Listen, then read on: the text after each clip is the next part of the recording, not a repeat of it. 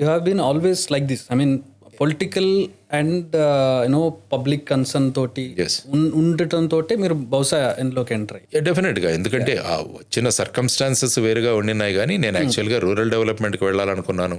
ఆ rural development ఇంటర్వ్యూకి వెళితే 2 సార్లు సివిల్స్ తర్వాత ఓకే నేను ఆల్మోస్ట్ అడిషనల్ డీజీగా ఉన్నాను. అవును, అడిషనల్ డీజీగా ఉన్నప్పుడు ఇక్కడ NIRD అని ఒక సంస్థ ఉంది, national institute of rural development, Hyderabad. ఇక్కడ ఒక DDG పోస్ట్కి అడ్వర్టైజ్మెంట్ వేశారు. ఓకే, నాకు ఎందుకంటే విలేజెస్ అంటే చాలా ఇష్టం, నాకు గ్రామీణ అభివృద్ధి అంటే ఇష్టం. కాబట్టి నాకు ఇందులో జాబ్ దొరికితే ఇండియా లెవెల్లో గ్రామాలను అభివృద్ధి చేయొచ్చు కదా అన్న ఉద్దేశంతో నేను అప్లై చేశాను. చేసి ఇంటర్వ్యూకి వెళ్తే నువ్వు పోలీస్ ఆఫీసర్, నువ్వేం చేస్తావు అన్నారు. అప్పుడు చెప్పాను నేను చేసిన ఇవన్నీ కూడా గ్రామాలకు ఏం చేశానని చెప్పాను. నేను చెప్పినా కూడా వాళ్ళు పోస్టింగ్ ఇవ్వలే నాకు. మళ్ళీ అడ్వర్టైజ్మెంట్ 1 సంవత్సరం తర్వాత ఇచ్చారు. ఆల్రెడీ ఆ పోస్ట్ 5 సంవత్సరాల నుంచి ఎవరు రావట్లా. మళ్ళా వెళ్ళాను ఇంటర్వ్యూకి. మళ్ళీ నన్ను చూసారు, అరే మళ్ళీ వచ్చావు నువ్వు అన్నారు. ఎస్ సార్, నాకు ప్యాషనేట్గా ఉంది, I'm passionate about rural development, కాబట్టి నాకు ఇది ఇవ్వండి అన్నారు. మళ్ళీ పోలీస్ అన్నారు, కాబట్టి ఆ పోస్ట్ రాలే నాకు.